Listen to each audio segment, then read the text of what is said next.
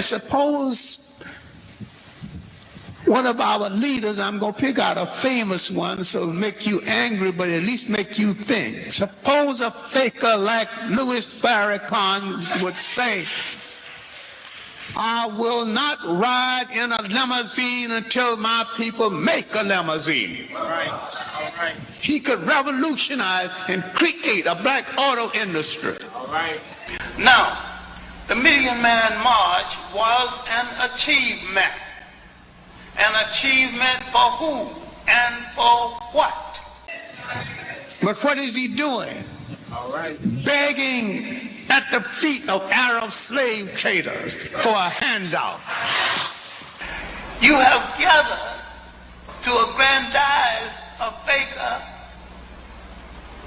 who is not accountable to you for anything. He has not accounted to you for the $5 million he got from Libya. In a speech made right here in New York, Farrakhan bought the story of the curse and said, and I've got it on tape, I got it in video, and I got it on audio, that people with dark skin and woolly hair, a certain kind of nose, was cursed. And that the texture of your hair and the texture of your eyebrows supposed to be the same. Because we didn't have kinky hair prior to that. The hair on our head was like the hair on our eyebrows. The hair on your eyebrows straight, the hair on your head is not the same as the hair on your eyebrow. But the hair of every other people is the same as their eyebrow. Your eyebrow straight, your hair something different. We are marked as a different kind of black person.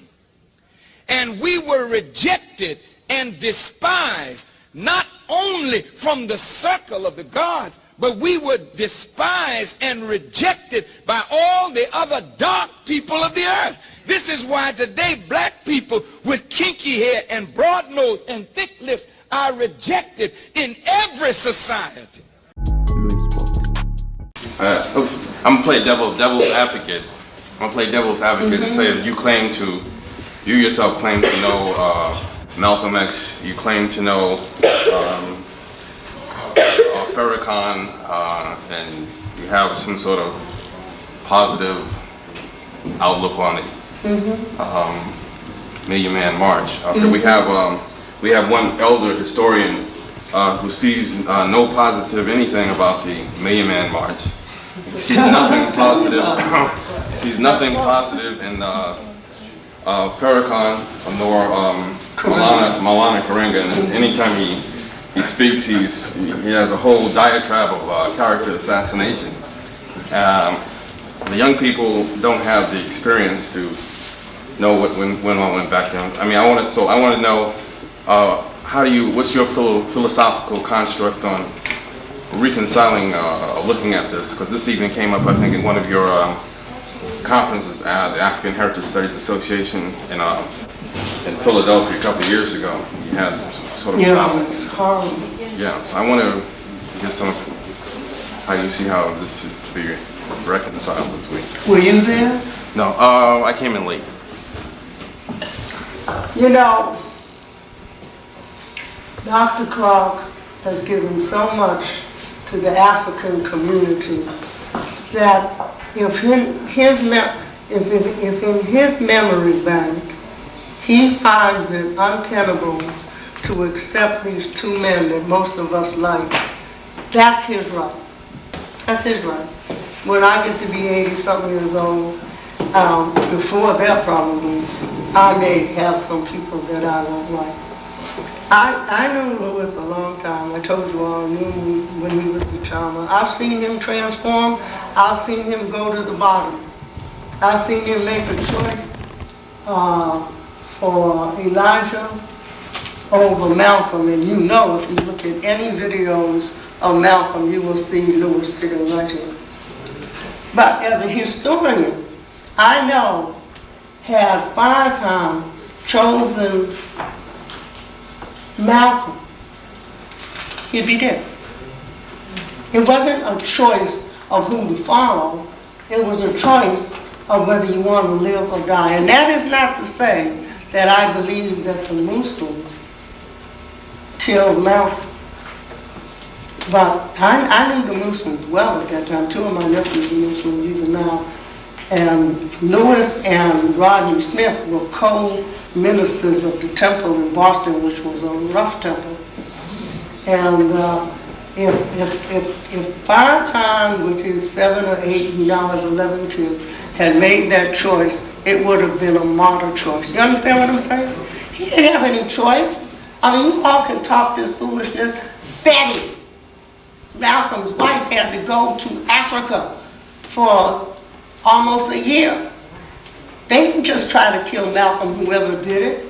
They tried to kill the whole family. Let's look at the real historical reality. So from that flight, he had to come back, go to Chicago, be a nothing in Chicago because he wasn't known, you know, having been the big bird in New York. And then something spoke to him, and he went back to Elijah's way. And history will read him right.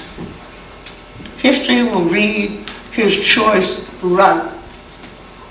Now, it may be because, you know, Dr. Clarke wrote Malcolm, the man in his time.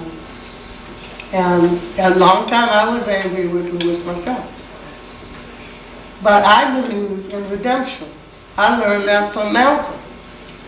Now, I worked with Louis on the Million Man March with Ben Chambers and stuff.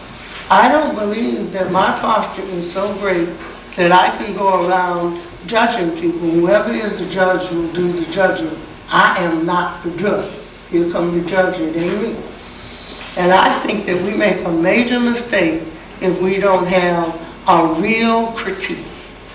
Dr. Clarke's critique of Farrakhan is that he's a hype. I don't believe that. I don't believe that, and I know that he is suffering from prostate cancer, and I'm very worried about Minister Farrakhan. I'm suffering from lupus, and I know what it is to look death in the face every day. Karenga is a little different story. Dr. Clarke never was a Karenga fan. I brought Karenga into AHSA because I thought what he contributed to the struggle was too big for us to ignore him. In '82 when he wrote his book. And then Kawansa and all that, I thought that was a major contribution and he should be part of AHSA. And then when he had his battle with Ben and Dr. Clarke in Africa, that was a personal confrontation that nobody then tried to. Jake Carruthers tried to, and Asa Hilliard tried to mediate. And that's what I was trying to do here. Because if you can get the collective wisdom of a Karenga, a Farrakhan, and a Clarke, how much more useful would it be for us as a people than to have, well, Karenga worked with Farrakhan and the rest of us on the Million. So, but, you know, we can't afford to lose Dr. Clarke. And I told him at Winnie Mandela's last week, I said, I spent 25 years of my life, but you know, of AHSA. I held that organization together after dying and coming back, and I've died a couple of times in between. And you know, even when I was your teacher, AHSA, I said, John, that's my legacy to you. That's my paying my debt to you. And we're not going to let you go. So he's going to have to confront me. He's going to have to confront me. Because I'm going to do that. I'm going to say, John, you created this organization. We led the battle for black studies because we believed in you. John was, you know, that's the spiritual fountain. And I know you don't like everybody. I could tell you some other people he doesn't like. I said, you've learned to tolerate them. You know, he doesn't like me. Oh, hard-headed gal woman. You know, but that's okay. Because I know, and I believe that about Farrakhan, and I believe that about Karenga, that they believe in what they're doing. I don't have to believe in what they're doing. They believe in what they're doing. And that's all I ask. That's all we should ask. We can then say, you're not doing it right, or you're doing it wrong. You understand what I'm saying? But if the person is sincere in the quest, and I think they are, don't you? Put your face on the camera. She's going on alone. Thank you, sis. We'll get together again with Charshee before the end of the summer. Thank you. Now, that sums it up for this video. Did you like or do you hate what you just watched? Share your thoughts and opinions in the comment section below.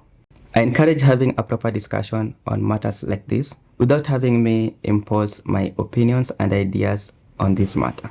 Otherwise, give this video a thumbs up if you liked it. That's the only way YouTube can know this video is so much interesting, and share it out there to more avid viewers just like you. Make sure to subscribe to this channel if you also have not done so, and click the notification bell so as to be notified as soon as I make new uploads on videos just like this. My name is Louis. Until next time, peace out.